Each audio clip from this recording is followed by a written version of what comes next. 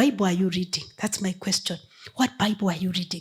Have you found God for yourself? So that whatever somebody says, you just say, this does not make sense.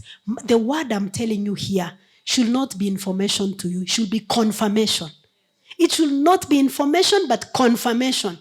You know, the disciples said when Christ talked to them on the road to Emmaus, they said, didn't our hearts burn within us when he was talking to us? Didn't our hearts burn?